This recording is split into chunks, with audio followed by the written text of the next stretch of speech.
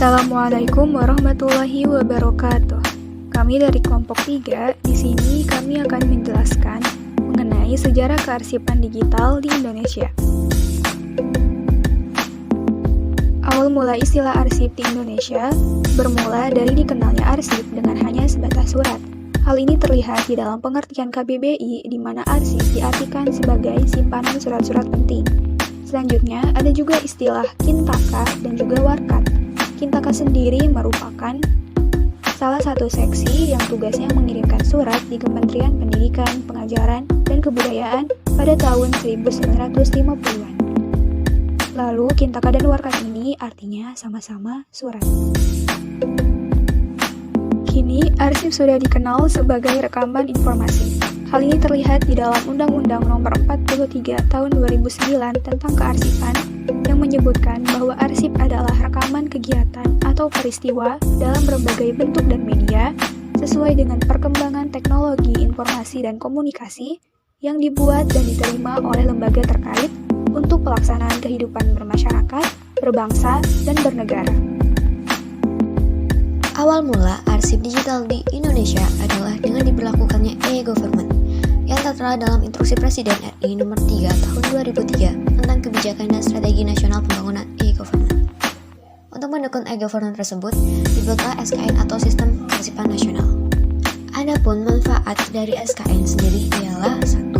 Mendukung e-government dalam meningkatkan proses pemerintahan atau e-administration. Yang kedua, menghubungkan dengan masyarakat atau e-citizen dan e-service. Yang ketiga, membangun interaksi dengan pihak lain atau e-society. Dan terakhir atau yang keempat, mewujudkan pemerintahan yang terbuka atau open government. Yaitu konsep dasar alih media arsip. Jadi, salah satu bentuk terwujudnya SKN adalah adanya aplikasi Sri Kandi atau Sistem Informasi Kearsipan Dinamis Terintegrasi. Hal ini dijelaskan di dalam Peraturan Presiden Nomor 95 Tahun 2018 tentang Sistem Pemerintahan Berbasis Elektronik. Dalam penggunaan aplikasi tersebut, diperlukan proses alih media yang memanfaatkan teknologi informasi dan komunikasi. Hal ini menggunakan 3 konsep, yaitu yang pertama, ada digitasi yang merupakan konversi dari informasi analog ke dalam bentuk digital. Yang kedua, ada digitalisasi yang berarti memanfaatkan teknologi informasi untuk mengaktifkan dan mengambil keuntungan dari teknologi digital dan data. Lalu yang ketiga, ada transformasi digital, yaitu total dan keseluruhan efek digitalisasi di masyarakat. Dan yang selanjutnya, yaitu kondisi arsip, di mana untuk melakukan alih media dari arsip, ada beberapa kondisi arsip yang harus diperhatikan. Hal ini disebutkan dalam Perka Andri Nomor 9 Tahun 2018, yaitu yang pertama, arsip dengan kondisi rapuh atau rentan mengalami kerusakan secara fisik. Atau yang kedua, arsip elektronik dengan format data versi lama yang perlu diperbarui dengan versi baru. Atau yang ketiga, informasi yang terdapat dalam media lain di mana media tersebut secara sistem tidak diperbarui lagi karena perkembangan teknologi. Lalu, untuk prosedur teknis dari alih media arsip yang menggunakan konsep digitalisasi yaitu 1. Penyaksian atau penilaian arsip yang akan dilakukan alih media. 2. Pemindaian atau scanning arsip. 3.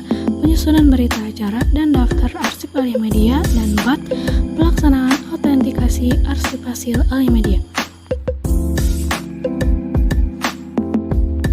Tujuan dari adanya alih media ini adalah karena arsip digital memiliki beberapa kelebihan, diantaranya 1. Memerlukan usaha yang lebih sederhana untuk digandakan. 2. Memberikan kemudahan dan kecepatan untuk melakukan proses pengiriman dan berbagi dibandingkan dengan arsip berbentuk fisik. 3. Memberikan peluang bagi institusi untuk menghemat ruangan penyimpanan secara fisik. 4. Membuka peluang akses yang lebih ringkas bagi pengguna. 5. Meminimalisir kemungkinan rusak karena hal tidak terduga seperti bencana alam. 6. Memudahkan dan percepat proses temu kembali.